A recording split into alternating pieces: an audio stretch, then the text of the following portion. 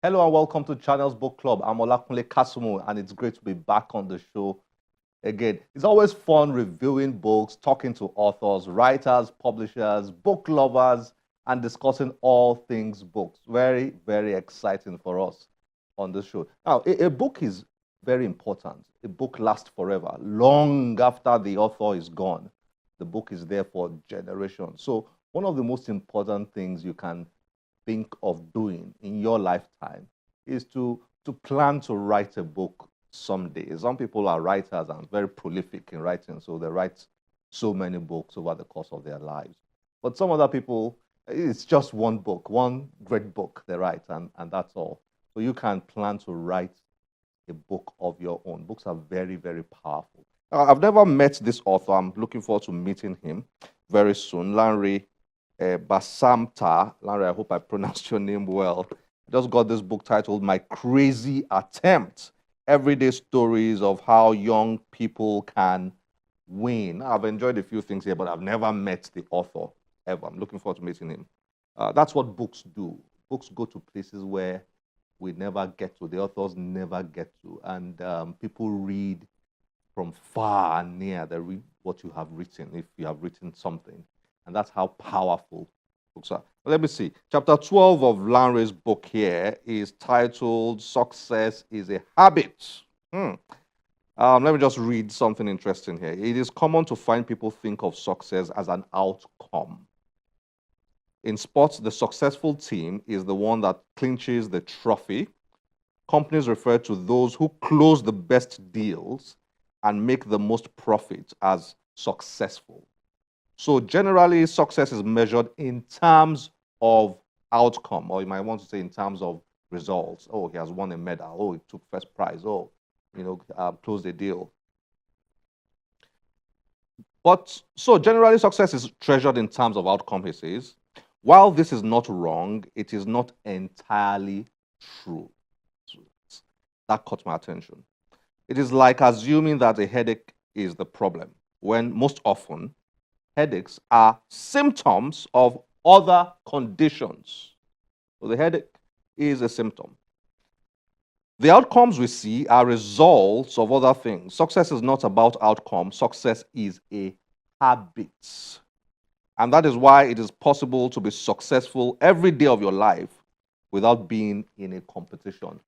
Now, that's really intriguing. That's very insightful. So many times we're all caught up with that end result. Another author, John C. Maxwell, describes success as a journey rather than a destination. So at times you want to achieve something, there is a journey that takes you there. You need to value it because that experience in itself, if you are doing it well, that is success. Experiencing that, John Maxwell says, is success in itself. So we always get so caught up with end results all the time, trophies and medals and certificates, and then we miss the processes and the journeys that take us to those destinations. Well done, Lanre. Good book. My Crazy Attempt, Everyday Stories of How Young People Can Win. Now, our author for today has not written, in many ways, her book is also about success, but in a different kind of way. She had very difficult, mind boggling experiences as a child. Moving book, moving story. Her name is Toyin Okunuga, and she's written a book that has moved a lot of people all over the world, touched a lot of lives all over the world. She's very inspiring. The most inspiring thing about her is she has taken bad experiences and turned them into inspirational works and messages for people all over the world. Let's get to meet with our special guest for this week and her book. And then when we come back, enjoy the interview we had with her.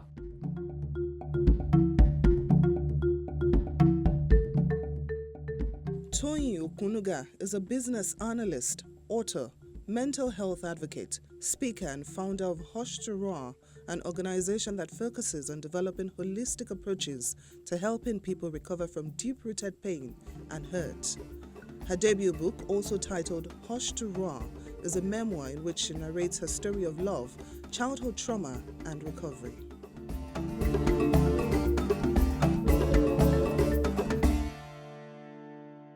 Tony, nice to have you on Channel's Book Club.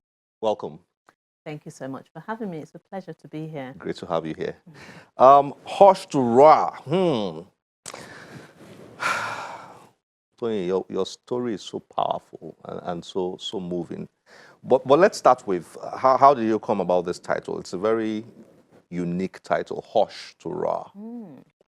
It's a title that sits so well with me and the sort of like the bottom bit of my belly right here. And it stems from an angle of me being hushed all the way, my childhood, even up until an adult.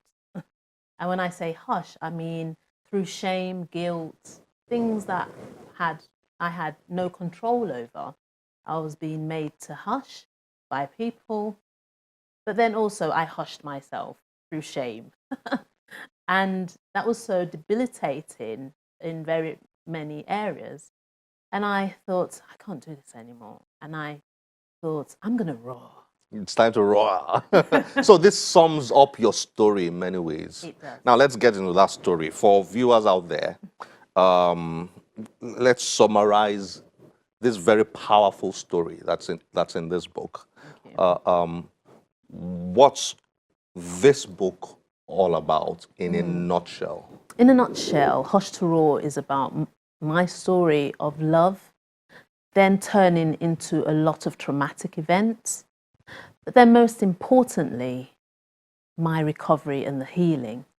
And it's to bring hope to people out there to say that though you might have gone through these unimaginable events in your life, you can come through it.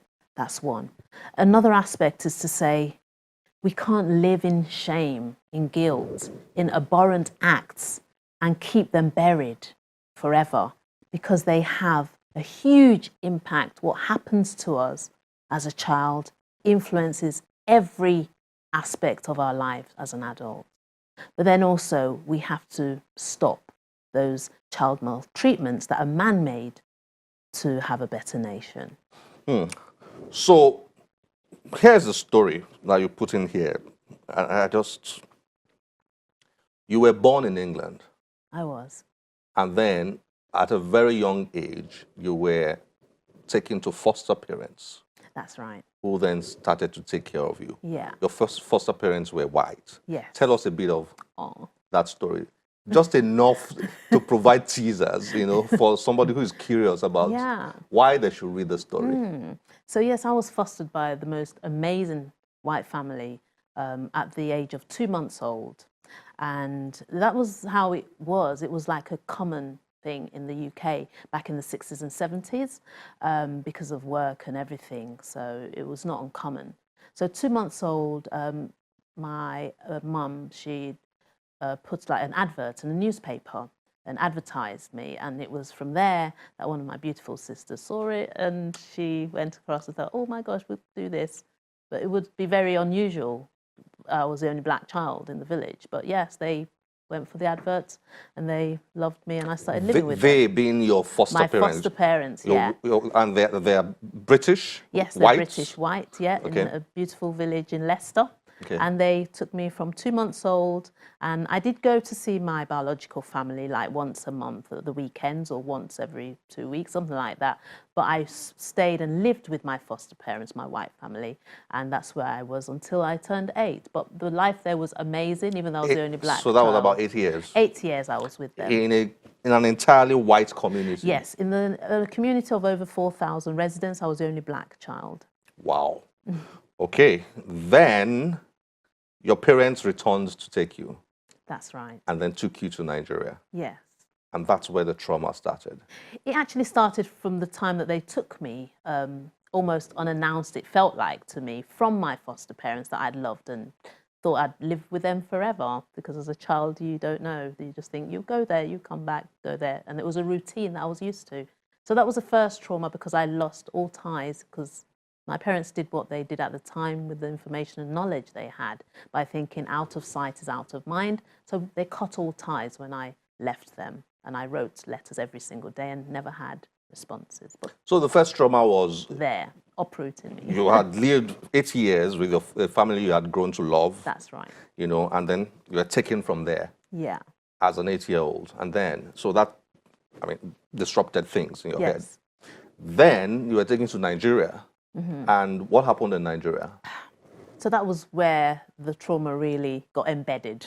Yeah. Because it was like layers and layers of trauma from there. So when I was taken to Nigeria at 8, coped well to an extent. But then at the age of 9, I had another layer of trauma. So I know you don't want to tell it all, but I mean, now you were now taken from your family in Nigeria, your Yes. parents. My siblings Yes, that I'd grown to love. yeah. At that point, you then realized that your dad was not your dad, right? At 9, my mom took me, yeah. So that was the second trauma. Yeah. Then, so you went to your biological dad's place. At 12, before I went into secondary school, just to ease me in. So from 9 to 12, I was going to my biological family, my father and his wives and children, just to get used to him like every other weekend. But then I moved in finally from my biological, father, I thought, and moved to him when my real father at 12. Wow. So, I mean, it's a long story. We don't want to tell it all, but I think that's it. And then after then, you then had a series of sexual abuse experiences. Yeah. Right. Now, how traumatic were those experiences? You tried to describe them in this book. I felt, but how difficult were those experiences for you? It's one of those experiences that no one else can really understand unless you've been through it.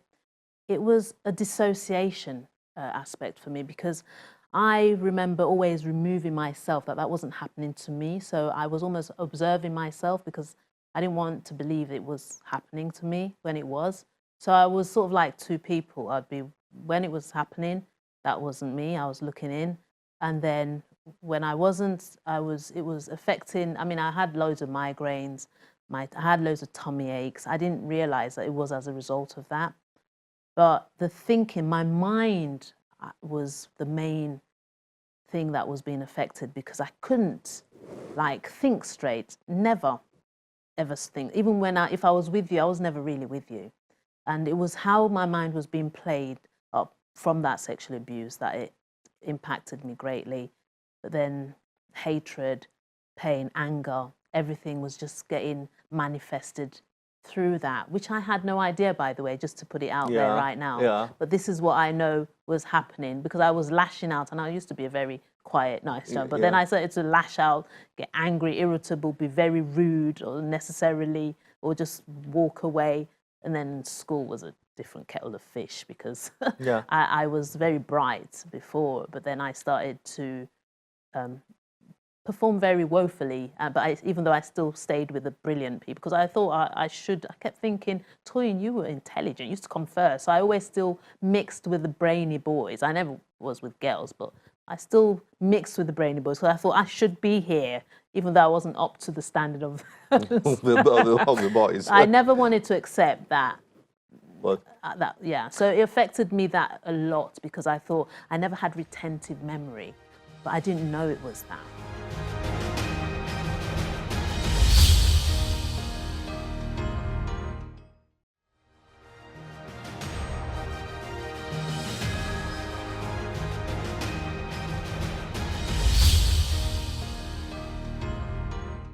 This is something that has become like a life mission for you now, looking at people who have experienced trauma, and taking your own experiences, to bring in your experiences to bear in helping traumatized people.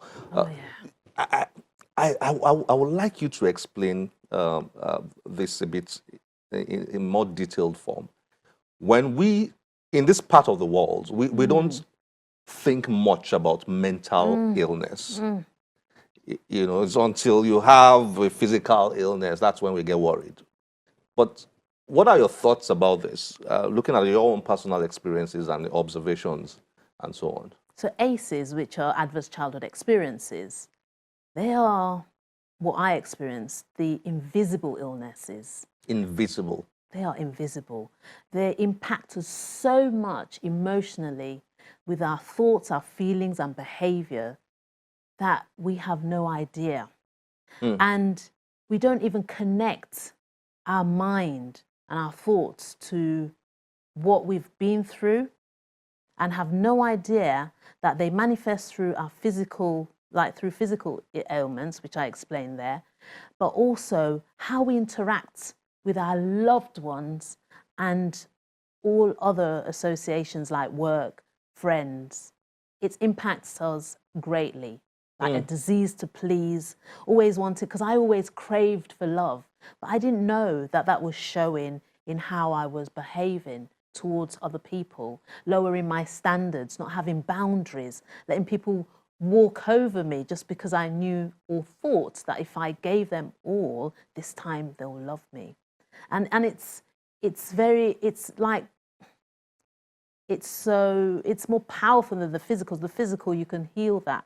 But this, it's the mind, the brain, and what goes on with without going too much into psychology, it's actually real with what goes on with our limbic system in the brain. So the amygdala and the different layers of the brain that we have is hugely affected because it deals with our emotions. Yeah. And that's how my feelings were being manifested, because I hushed them for so long. I put them from my consciousness into my subconscious, like an iceberg. Yeah. So they weren't in my conscious state because I was too ashamed, guilt and riddled, that I didn't just put them in my subconscious, because at that time as a child I couldn't deal with them. I repressed those memories. So you wrote, I mean, this is in your book, so the abuse was from your biological father.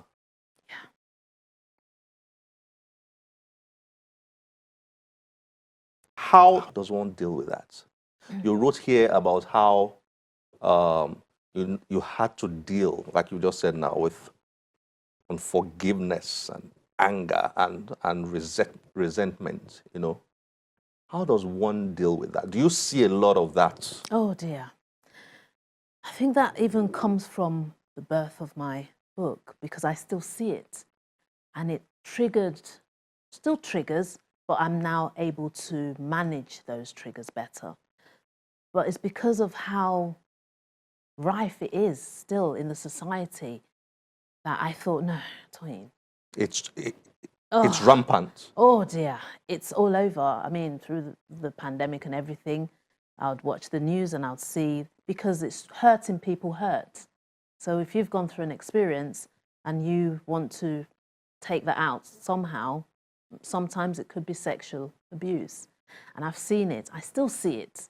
You only just have to turn on the telly in the UK, here, and it's there. You'll find a case, no matter what, that sexual abuse is there. And it's not just by strangers, but from the people that you entrusted with.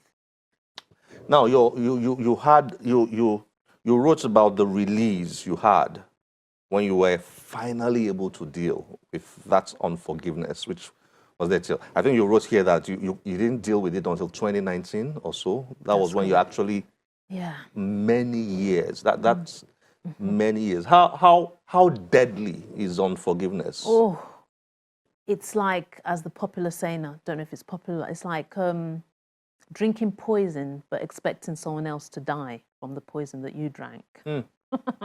It's like a snake biting you and you not dying from the bite of that snake, but the venom. So the venom goes through the veins of you continuously, because you are neurologically bound with that person who has abused you, and you cannot let go of that person mentally in your mind. Every single day until I wrote this, and this was very cathartic, before I finished this book, I would think of my father. I thought of my father every single day of my life. every single day. And obviously it wasn't thoughts of love and kindness. Some were even revenge, of hate, you know, very, that were eating me up, because it's like on the motorway you're going and someone undertakes you, you could be angry at home all day. The person's at a party already. So I'm angry at this person who's probably not even thinking about that anymore. So that's what, and it eats you, and you cannot take it out on that person. So what do? You lash out at your kids, or you lash out at your husband, or you lash out at work, or if someone does anything that you feel they're trying to take advantage of you again, the triggers, the memory of that sexual abuse will think, not you, and then all the anger that you have towards the person who abused you, you vex it out on that person. So it's actually not that thing that you're dealing with, that little thing that you're saying, why did you put that toilet seat up? No, it's not. It's never about that. Because why? Circumstances, they don't make a man, they reveal a man. A man. And that all my circumstances were revealing the hurt that I had not healed from.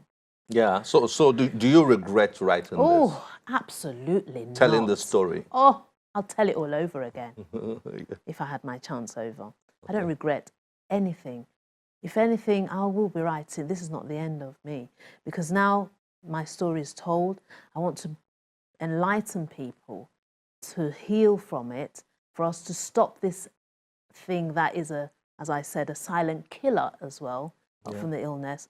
And yeah, heal just one person would be my legacy. I can assure you have healed a lot of people, and you are still healing a lot of people with this story. But your story is not a negative one, really. I mean, hush is the first part of your story. Rah is the second part. Because you are now using your story to inspire people. Tell me about that. And that's a message you seem to be passing out there. Yes. That no matter what you've gone through, you can come out of it. Oh, you are not defined by what happened to you.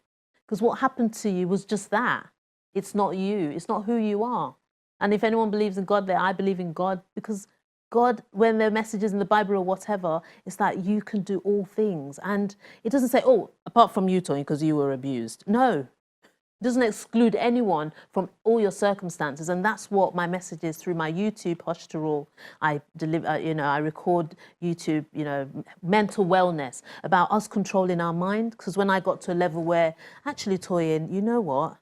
You can release yourself from this burden, and you're in control of your mind. And it's from there, and also my psychology, I'm now doing psychology because I'm just so drawn to the brain. I want to know why a father would do that. There must be something so abhorrently wrong.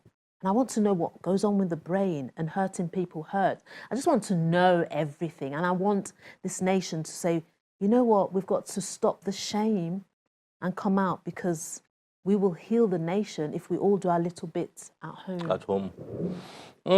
Tony, thank you so much. It's been a pleasure having this chat with you. Thank you. Looking at your book, Hush to Raw. Well done. Thank you so much. Wish you all the best. Thanks for having me. I appreciate it.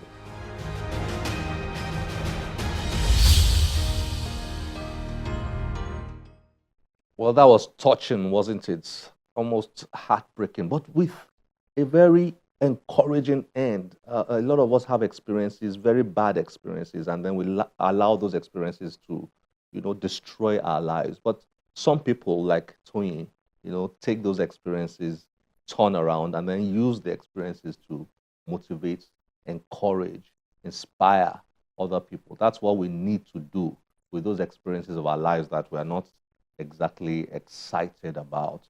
So it's been great to be on the show again this week. Please send us your feedback through any of our social media platforms displayed on your screen. We're always excited to hear from you. As always, my name is Olakunle Kasumo. Remember, one great book can change your life. Bye-bye.